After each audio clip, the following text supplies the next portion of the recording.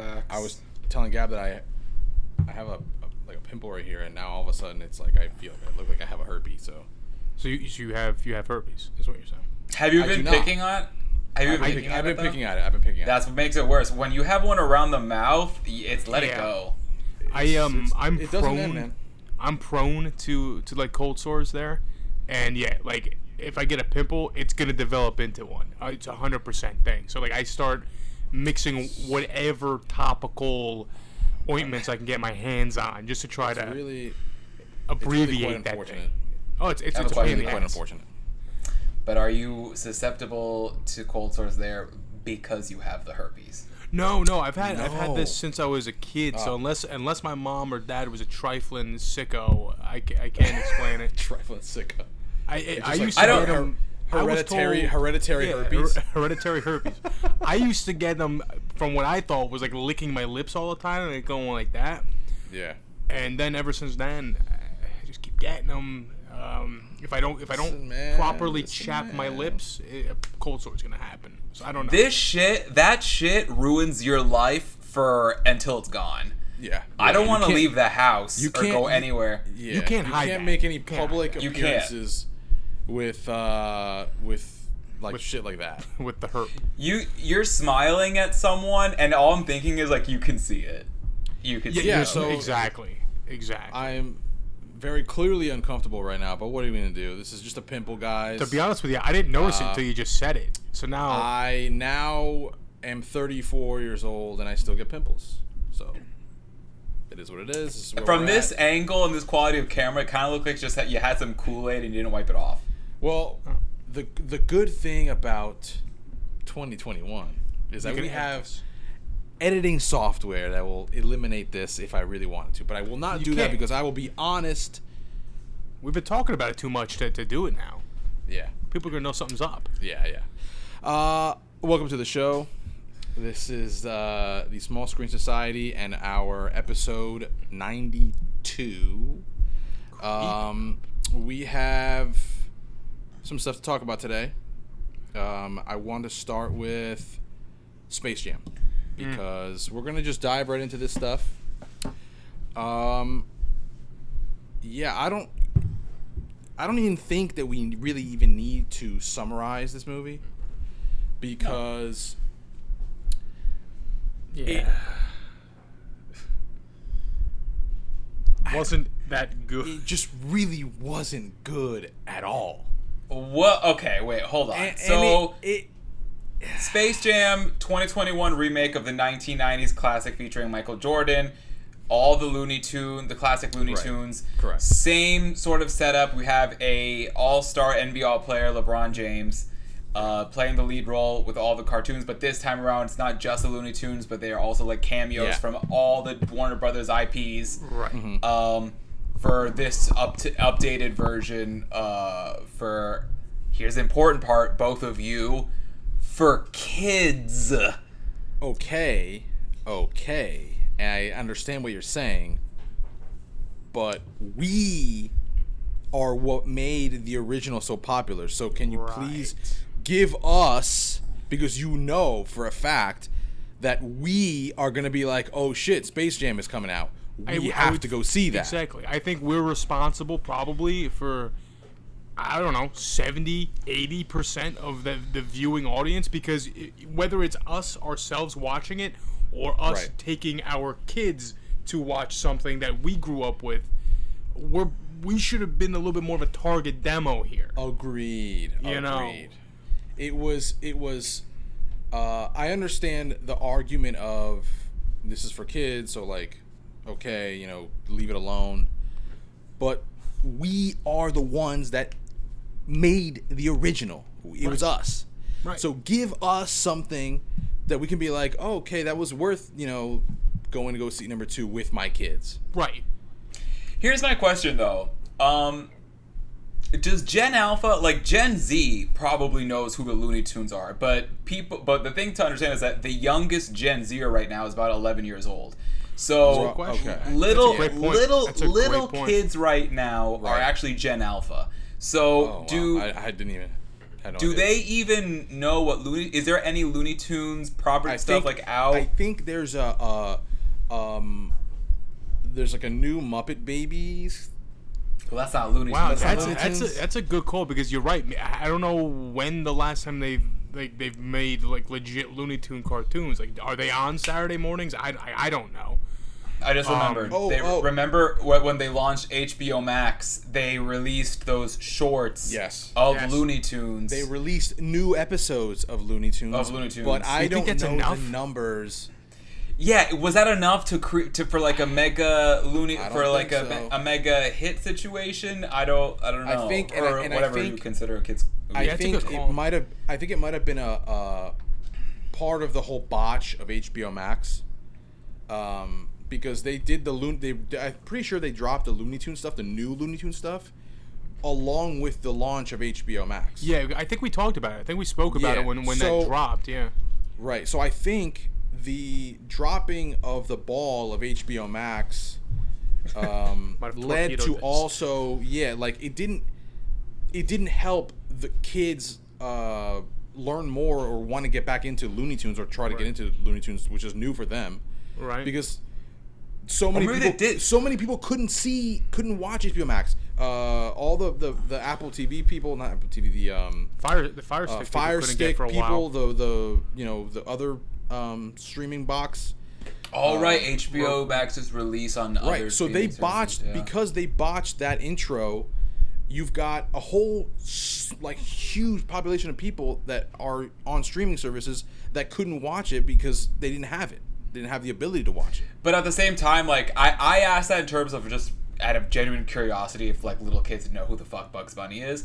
But at the same time, I mean, shit, kids watch Dumbass. Like, it's a cartoon waving and wandering around on a screen. Like, they're probably intrigued to see what the hell that's about. No, and that's fine. That's what I'm saying is like if Looney Tunes were put on channels or streaming services that were like that everyone's like watching, like if it was maybe on Netflix, then I feel like more people would have seen them, and then more parents would have, let's watch Looney Tunes, you know what I mean? Right. Because like it's on Netflix and everyone's got Netflix.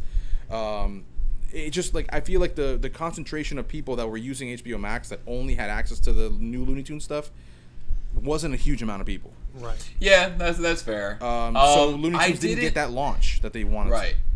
This is one of those movies that really makes me wonder, and like no person can know. Like, we saw the original Space Jam through a children's eyes, and then we're seeing this through like an adult eyes. So I'm like, did adults see the original Space Jam and think what we thought of this Space Jam? Yeah. I don't know. But that's the thing. But the thing is with the original Space Jam, when that's coming out, you got a lot of people in that movie that make cameos that are very successful actors. Like Bill Murray, even though he's in the movie for a collective 5 minutes, big time actor.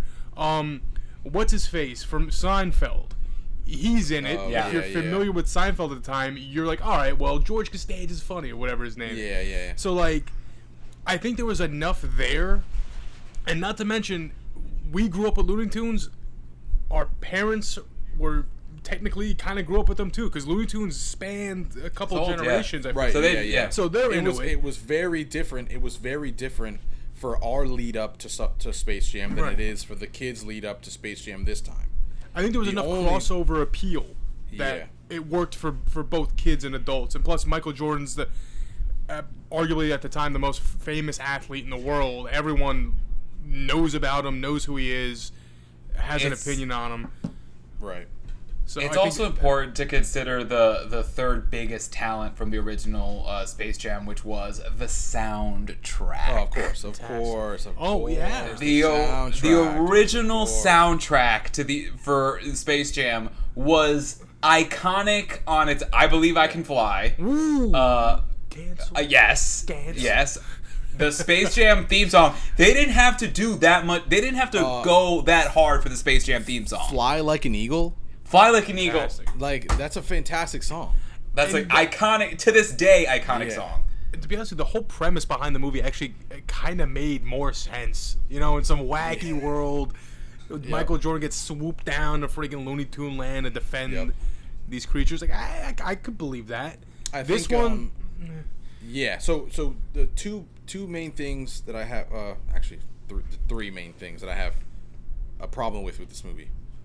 One, LeBron, I don't like as much as MJ. Yeah.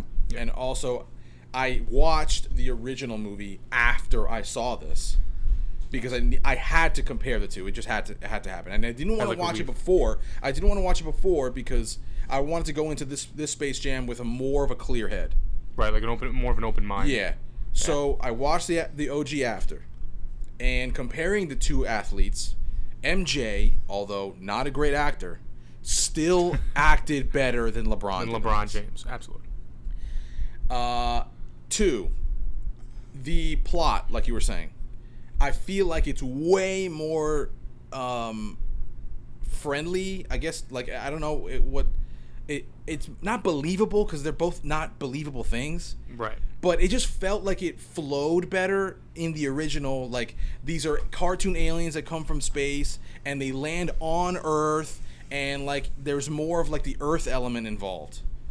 Whereas this one was just so heavily like outside of reality that it didn't. There was so much going on in it. And it's like, what are we doing here, man?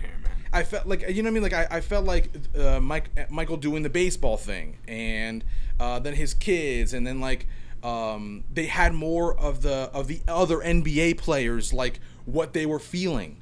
Right. You know what I mean? Like the scenes with Charles Barkley not knowing how to play basketball are one of the funniest fucking things. Like exactly in movies. And when I think it's Patrick Ewing is at like in therapy. Yeah. And the doctor's like, is there any other parts of life where you feel not able to perform? And it's like, yeah, I'm like, yo, like that, right? You watch that now, it's hilarious. Yeah, but like Muggsy Bogues talking about how this is some type of like psycho, agreed, traumatic thing. Like that shit was great. It was funny. Like it would have been nice for me because like that was a big part of that original movie was the scenes with the other basketball players. Like they didn't have to, like the scene where it's I got a basketball, Jones, and like it's like exactly. Them like, you know, like being sad, and that we didn't get any lick of the other basketball players that were involved in the movie at all, other than just when they were playing as like the you know Toon Squad or Zoom Squad or Goon Squad,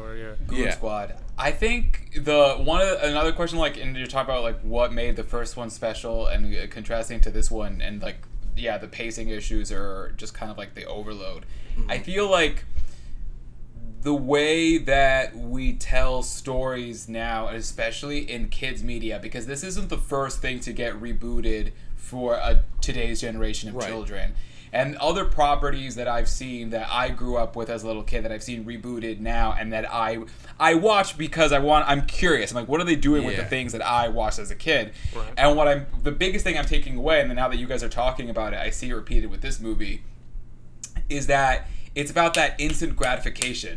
We're not trying to really give you too much of a deep plot and like a character development arc. Like we know what you want to see. You want to see bright colors. You want to see superpowers. You want to see boing boing, like flash flash flash, really quick and get to the point. And that's what this was. This was it was LeBron James with the cartoon characters going to all these planets, touching all these IPs, and giving just like these really great flashy cameos. Then immediately into the game, superpowered players, and then wrap this bitch up and let's go home. Yeah, and the worst part is that this movie was actually, I think, like half an hour longer. Oh, it was. The original. It was. Really? It was longer, but like the amount of time that, or maybe it felt longer. I don't know what it was, but like there definitely wasn't an hour and a half. Maybe fact check me on that, but it didn't feel like an hour and a half. And like it just felt like the part where they're at like Toonland and like prepping for the game, and then the actual game itself, it was just all like way too long and not enough of like the original, like the main story that led up to that. Right. I think it's one of the. I mean, it's. I think then what you can consider is that this Space Jam remake is just another thing added to the pile of taking things that were lightning in a bottle in the 90s and even in the 2000s. and then trying to reclaim that fame because Right. I don't know are we out of ideas? We're really romanticizing the past to a point. Even though that's not an original idea of romanticizing the past, because if we look at the 2000s, there was a lot of properties from the 80s getting redone. There was the G.I. Joe stuff, there was Transformers. There was a lot of things that were basically just being revived from previous generations. Mm-hmm. And I'm sure in another 10 years, stuff from the 2000s will be getting that same treatment. Oh, definitely. But, yeah. just another one. For me, it's just like another one of those things that's like, all right, the HBO or Warner Brothers wants to do something, so they knew that was a hit, so let's do that. Yeah. Ram, to confirm, this movie was 2 hours long. The original was an hour and 40 minutes, so an extra 20 minutes on this one. Yeah. This one was 2 hours long. To be honest, it felt shorter than that. Nah, I mean, it was like it wasn't it just towards the end it just got to like it just got to a point where it was like, okay, let's just wrap this up. Wrap this up. The game itself is lasting a little too long. You know, it's another one of those movies, and we've talked about kids movies before on this thing, but it's another. I think Luca, we might have mentioned something else like that. Like, I want to see a little kid watch this and be like, do you, again, despite the fact that I look like a pedophile when I went to go see Spider-Man, the Miles Morales movie, I love, the line I was literally about to say, I love being in the theater with kids. Like, that's not what I mean. Like, what I mean, you know what I mean. I just liked being in the theater with these little fans and, like, seeing their reactions to this new character and how they were taking it in and what was getting them excited. Right. I like that. You guys actually might have answered one of the issues I had with the movie, and basically all I thought was it was almost like a gigantic Warner Brothers like clout chase. It's like, oh, look at all of our IPs that we have. That was going to be my last point in terms of what I hated about the movie. Right. Out of the three, it's that one. It's like, fuck, man. But maybe we kind of answered it. Maybe Looney Tunes doesn't stand on its own 2 feet to this younger demographic, and they need to show, hey, look, no, we have this too, and look at this one. So Looney Tunes. So the original movie involved way more Looney Tunes. Like the universe overall, like. The two little mice, like all like the random side Pepe Le Pew, the buzzard, like, the old woman, like like this one was just like the core like 5 or 6 Looney Tunes, Tasmanian Devil, Daffy, Bugs, the core like 6 or 7, and then WB Universe. That was it. Which was okay. But look for me, a flex is fine, but my problem with WB doing that flex is you're trash with your IPs. Yeah, right. Exactly. Like that's my only problem. Like, you're flaunting all these great properties that you have, and I will agree they are great, but you're not doing jack shit with them. Right. With them, exactly. Game of Thrones, crash and burn. Let's see how the House of Dragons does. You botched Game of Thrones. DC, the DC stuff is anything DC you botched. Although the Suicide Squad appears to be like getting really good praise. I can't wait to see that next week. But yes, John Cena, very baby. botched. Yeah, I'm excited to see John Cena in the dick helmet. It's gonna be hilarious. Let's see how the Matrix reboot does. Oh yeah, that the Matrix. Was something that you gave a cameo to. They still like I need to see more action from the Harry Potter IP. Right, they were waving that Harry Potter flag like it was no one's business, and I'm like, but where's? What are you doing with this? Like, what's happening with this? What's happening with this? Dormant. Yeah, I know. And J.K. Rowling. The moment that I completely was just like, all right, I'm done with this movie, pretty much in terms of like caring at all, or not really caring, but just like being like, okay, I really don't like this.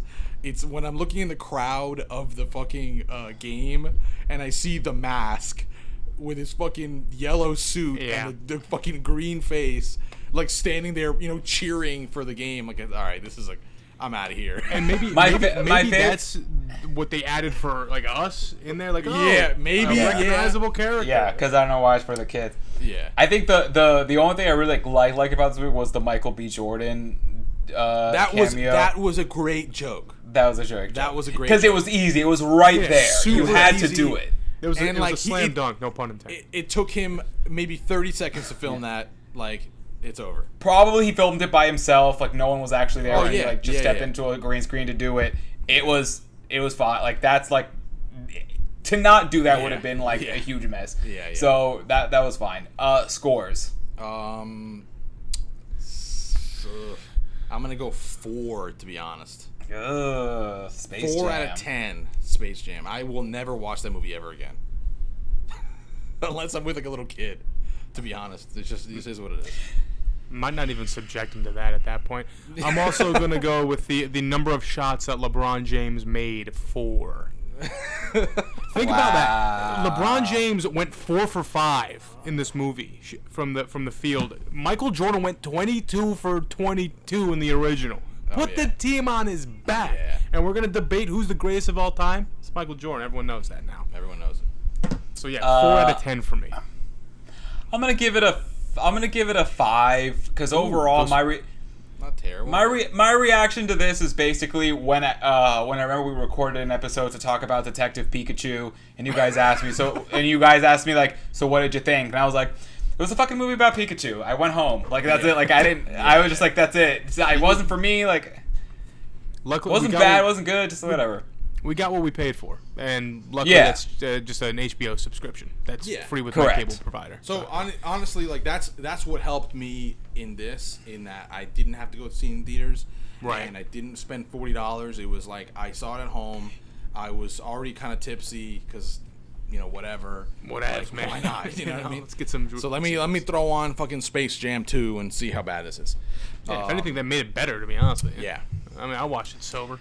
What else is on the docket? Oh, Gossip Girl episode 2. This is our Gossip Girl section of the episode. We need a Gossip Girl drop, man. We need a Gossip Girl drop. Do I have your TV on? No. It's all right. I'll clear that out a little. What do you hear? I hear voices. Yeah, I hear voices too. It's all good. It's all good. It's all good. We can edit this out. It can be edited out. Yeah, Gossip Girl. So real quick, when we left off, yes, I wasn't sure I was gonna give this show the time of day. I took Gab's advice. I watched it. I'm fully invested, hooked, love it, love it. Oh yeah, because the last episode we discussed. We talked about episode 1. But but he hadn't seen it yet. I hadn't seen it. Oh, he hadn't seen it yet. So did you now only see 1 or did you see 2? I've seen all 3. All 3, Oh, wow, yes. I have not seen the third one yet. I am so glad you've seen all 3 because I'm in. I'm so in. This is such a 180 from the last episode where we just completely ripped this shit apart, and now I'm like basically like in like 1990s WWF, The Rock saying like that the audience is like white trash. I'm like, I'm a piece of shit. Like this show is like taking dumps on millennials. I'm like, I'm old crust. Yes. I like it. I like it though because like when you guys were talking about it and we kind of got into like the nitty gritty of like, oh, they're making fun of like the millennials and this and that. Yes, they poked a good bit of fun at us, but then they got that shit straightened out by episode 2. Yeah, they did. And it turned into a pretty solid show. Yeah. Yep. Episode 2 kind of leveled out the hate towards millennials a little bit. Right. I haven't seen 3, so I don't know if they even improved that even more, but at this point it's not even worrying about that as much as I feel like it's worrying like it's playing into the cast now. Like you're getting storylines that are happening. Yeah, beautiful. You're also getting so quickly on episode 2. What it does is, rather than just like bash the millennials and turning this into a conversation about old versus young, it's actually, and we'll see if that continues tomorrow in further episodes, it feels like it's evolving more into the conversation of class.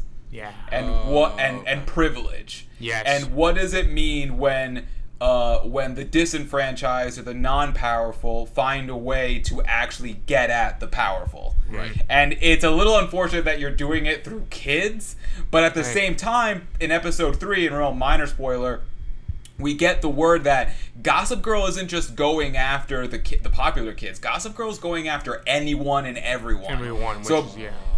So basically, to get justice for unfair things that the powerful have done to like basically the peasant class. Yeah. Gossip Girl is a tool to basically expose them or hold them accountable for their bullshit, so that there's some kind of what's the word? Justice, I guess. Yeah. So, and that's something that the first Gossip Girl didn't do at all. Like, it's trying to use the Gossip Girl idea for a much deeper conversation. Right. And episode 2, like, my biggest qualm with episode 1 was the whole 30-year-old man in the rain taking pictures of kids undressing. Right. Yes. Yeah. And at least they, And I was like, at least they touched on that too, and kind of like made fun of that too.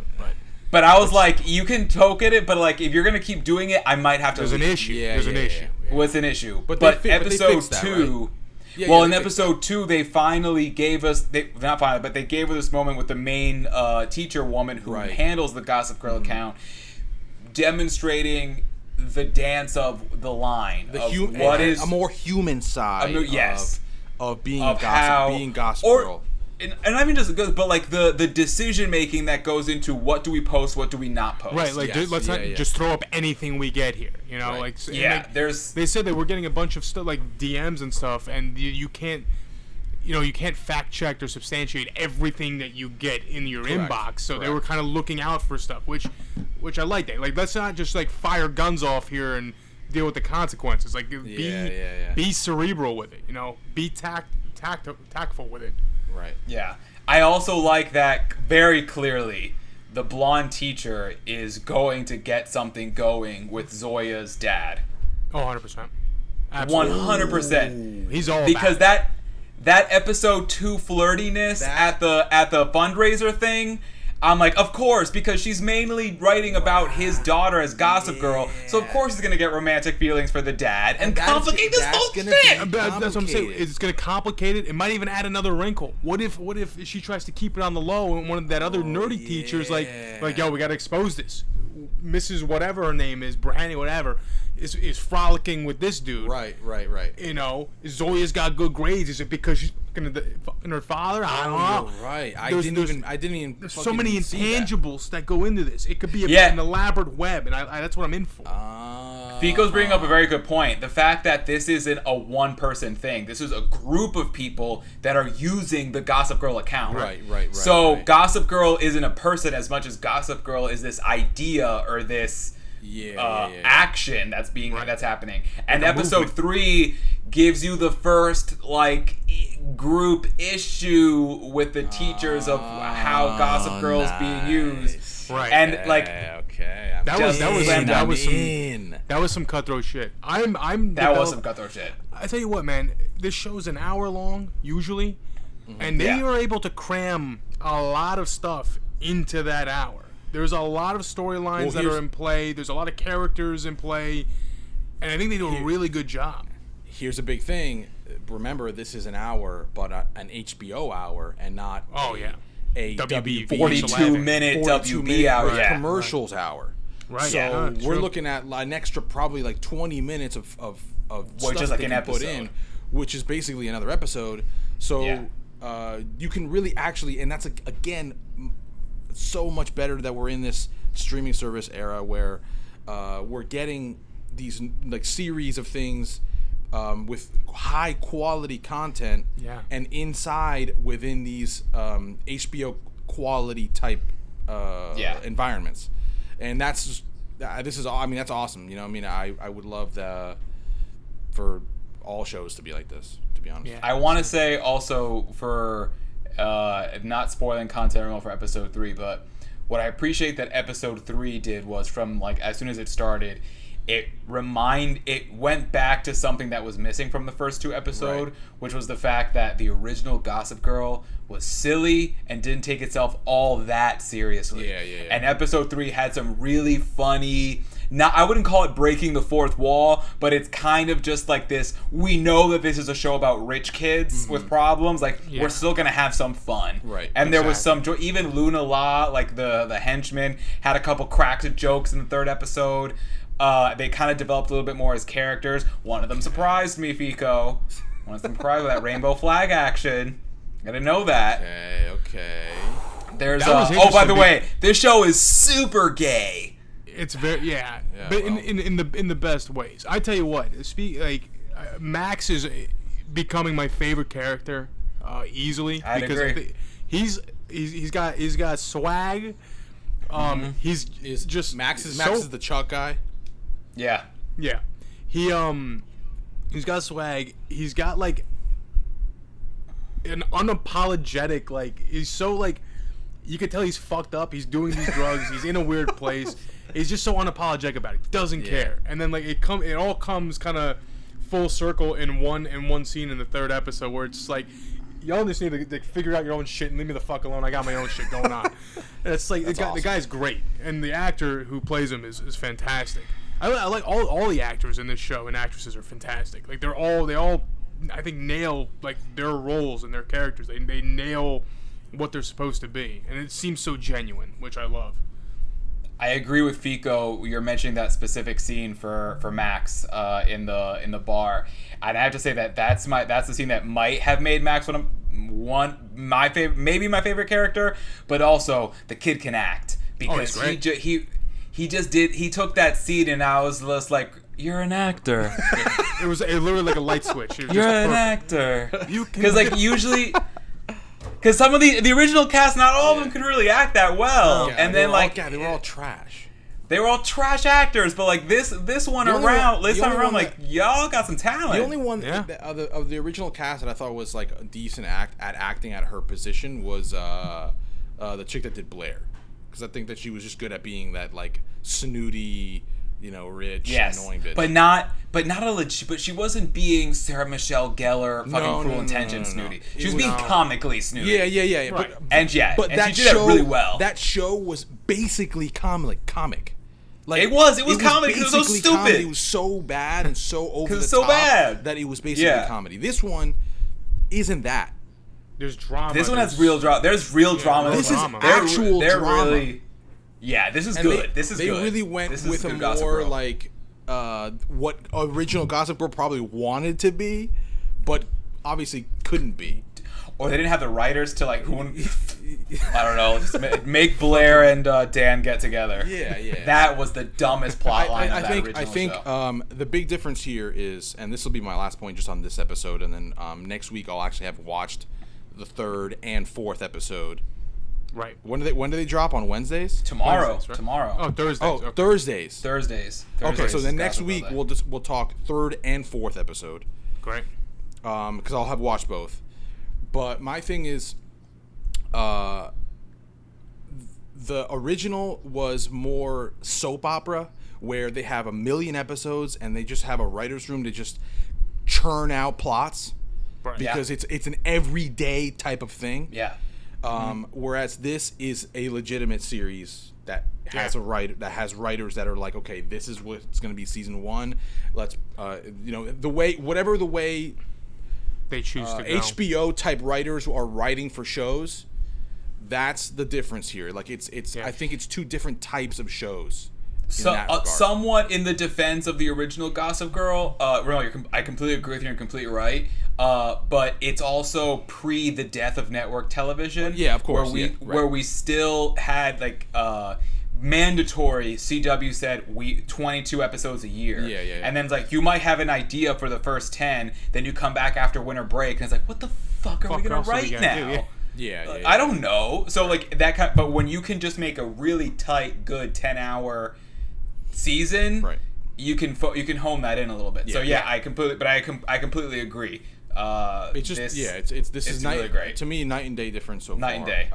So good. You're gonna love this the third and same fourth. Same ideas, but just completely different execution of these ideas. Right. Yeah. So I think this is just I think it's cool, and I'm glad that it's not as bad as I thought it was gonna be, just a rough first episode. It just had a rough first episode. Right. But again, sometimes it takes time. Like sometimes some shows take a season to get going. Yeah. Like some shows. Schitt's Creek. Some shows it takes by the second third season, you're like, oh shit, this is really good. Yeah. I think Schitt's Creek is a really good recent example of that. I mean, that's good. Sometimes a show needs some time. Yeah. Look at The Office. The Office, to be honest, really took off third season. Yeah.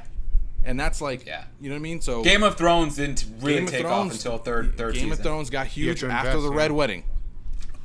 Yes. After the Red Wedding, that's when everyone was like, holy fuck. What is this show? What is the show? Yeah. You're right. It just needs some time. So very good, very good. You're excited for tomorrow's episode and to rewatch Third with you this weekend. Last thing to touch on, if we have time, Ramel. Yep. Yeah, we do. Because I think it's really important to touch on this. Because it might be the next big thing. It might not be. Who knows? But the Dune trailer dropped. Did both of you have a chance to see it? Yes. Dune, ladies and gentlemen. I don't know where it is. Oh, here it is. Dune. Look at this. Did you even finish? I was going to ask you, is this based off of something? Yes. So it's based off of this thick ass book. So this is supposed to be a 2-part movie. They've only filmed the first part. Okay. So it's half of this book. Oh. So then the second movie is supposed to be the other half. Now there's debate on will they get a second half, because remember that WB's or Warner's release plan for this year is for streaming at the same time as theater release. Right. So and obviously this is a big budget movie. There's a chance that with the way that releases are going as of now, it won't make back the money or won't do as well in the box office that it needs to.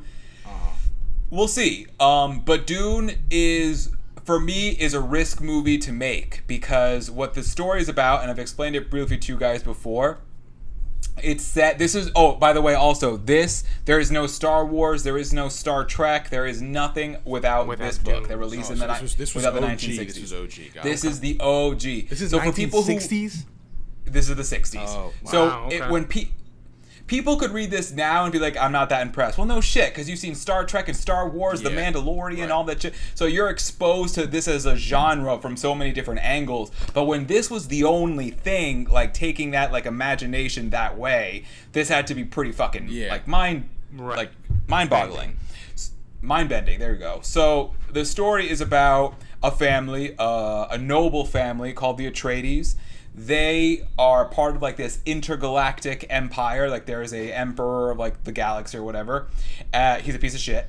And they are like a very popular, very loved, respectable family with like honor and dignity. But the emperor hates them because there's nothing that the rich and powerful fear and hate more than the popular. Of course. So what they do is they've set this idea with another house called the Harkonnens. So in the trailer, you might recall that big fat mass that's like being elevated. Like that actor, he's like this big fat guy in like a big fat robe, big fugly fat thing. Yeah. So he's Vladimir Harkonnen, and he's the Baron. Okay. He has been like finagling with the Emperor to basically just let's fucking kill these bitches. Let's get rid of them. So what they do is there's this planet known as Arrakis, and Arrakis is a desert planet, super dry, chapped as hell. Tatooine. Sure, you want to think Tatooine. A little Tatooine, but drier, crustier. Got it. Just like so dry that when people are there, they have to wear these bodysuits that retain moisture. That's why they have those things in their nose because, and like that suit is to keep the water so that they don't basically like dehydrate so fast to death. So it's all the moisture that's inside of our human bodies, which is we're made up of 70% water. They just recycle through with that. With those suits? With that suit, yes, to retain your water so you don't lose it. Okay. And so on this planet, there's something known as that like takes your sweat out and piss and then puts it back in your body. Yeah. I mean, you're not like tasting it, like it filters it and stuff like that and purifies. So like you're not. It's basically like a bathing suit, Rom. If you think about it. It's kind of Bear Grylls ish. It's like a bathing suit. You pee. Bear Grylls would love it. Drinking piss. I don't know if you're drinking. You're not drinking. It might just like come in your nose, kind of like a. I don't think you're drinking. I don't want to snort the piss either. Yeah, I don't want to snort piss. You don't want to snort piss. How do you snort? You don't snort piss. It's a liquid. You could listen, guy. You could snort anything. Okay, with the right apparatus. Snort a lot of things. Correct. Yeah. All right, Steve Buscemi from Wedding Singer. So they are being sent to this planet of Arrakis where they collect something known as the spice melange. The spice is something that turns your eyes blue. It basically it's like a psychedelic. It like heightens your senses and shit. And everyone in the galaxy is, if you want to snort something, they probably snort this shit. Some of the spice of life. Everyone does this spice. Like, the spice is like a really big fucking deal. It's like the economy of the galaxy, and it's only found on this goddamn crusty booger. So obviously, a lot of people probably want this island. Yes, but no one wants this people don't really. I mean, yes, they control it because it's an empire. The king controls it, but he has one of the noble families run it for him. He's not gonna like go there himself. Well, yeah, of course. It sucks. It's dry as hell. So that's where the Atreides are being sent to, like, as a trade. The Harkonnens used to run it, and now the Atreides are going to be the ones that are harvesting the spice. But this is all a trap. This is all to assassinate the entire family and to kill the Atreides and to take them off the map. So that's where this story begins. There's the witches. There's the Bene Gesserit witches, which is the main character's mother. She's in this. There is a native people that played by Zendaya. She is one of the native people of Arrakis, the Iraqi. She's born and raised there. And this whole story essentially is about jihad. It's religious war. Oh, okay. Okay, so now you're throwing some religious war in there. This is extremely religious. So I'm very curious as to how. But in the first trailer, they don't even call it jihad. They call it something else. Right, but it's extremely religious, but made up religions that aren't like the religions that we. It's not even making up a religion as much as it's talking about religion, faith, belief as a concept. Yeah, okay. It's just the concept of religion. Oh, okay. The concept of life and motivation. Okay. I think this is the most famous line of the book is fear is the mind killer. So okay. And how Paul Atreides, the main character, becomes essentially a messiah. He becomes a Jesus character. Okay. He connects to, like, the divine. And that's the part that I'm also like, how the fuck are you guys gonna do that? Yeah. Like, he has these like trippy visions, and he becomes, like, basically omniscient. Okay. So how are you gonna do that? But visually, the movie looks clean. It looks crisp. The great talent cast. In it, insane cast. Again, cast. Batista's in anything, it's great. Zendaya is great. Oscar Isaac in there. Yeah. I mean, it's a nice cast. Jason Momoa's in there. Jason Momoa, that's right. The guy and the other dude from what the hell is that motorcycle gang TV show? Oh, Sons of Anarchy. Yeah, the guy, like the dad from that's in it. Like it's a stacked cast. It's stacked. It's a stacked cast. I mean, this is either going to be very, very good or just really mediocre. I don't think it will be bad. I think it might just be so mediocre that you stop caring while watching it. That's like a wrap it up box type thing. Yes. So I watched the original, the 1980s one. Okay. And it's fucking terrible, and it's so bad that I don't remember what it even is about. Okay. Yeah. So easy to zone out of. Huh? I'm excited to watch it. We'll see what happens. I'm excited for it. I mean, watching the preview, it's an electric 3-minute preview. Yeah. Like Gab said, it looks clean. The talent's there. It looks exciting. It definitely got my interest. So yep. I'm excited for it. Yeah. For sure. Is this going to be theaters and streaming, or just straight to theater? It's both. It's HBO. That's what I mean. Both? It's both. It's both. And that's why I'm saying there's that concern. And I know that there's unhappiness, especially with the director, because it's like, we made this movie so it would be enjoyed in theaters, like it should stay that way, so people can go see it, invest the money, and then this movie can make back its budget and see what it can do. So we'll see. Yeah. We'll see by the time when it comes out how that's gonna do. But I'm planning to go see it in theaters. I want to see it in IMAX. It's one of my favorite books ever. So that looks like the way to see it, I think. Yeah. All right, I'm really boys. excited. Good episode. Yeah. Next week we'll have some stuff. Suicide Squad. Suicide Squad. Yeah. Suicide Squad. Back to Gossip Girls. Back to Gossip Girl episode. We have to talk. Next week we'll be talking about Love Is Blind. Let's go. I love me some trash TV. You know what I'm saying? Some trash reality TV. That dropped today, so get your couches ready. Start watching. I'm watching as soon as we get off. Friday night, me, my girl, some cheap liquor, maybe some wine, and just a little bit of Love Is Blind, baby. I cannot wait. I can't wait. Angelo, I was going to tell you, I don't know if you saw, but they did drop on Netflix a new season of the movies that made us. Jurassic Park, Indiana Jones, I think. Oh no, Back to the Future, and 2 other ones. I'm excited for that. So, That's a well done show. That's a really well done show. Awesome. Okay, let's go. All right, so we'll catch you next week, y'all. All right, next week. Peace out.